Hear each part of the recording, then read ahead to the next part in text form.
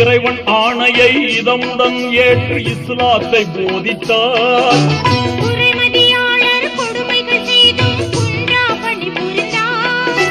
மடமை நீக்கினார், மதியை ஊட்டினார், மார்க்கம் செழித்ததே, இஸ்லாம் மார்க்கம் செழித்ததே.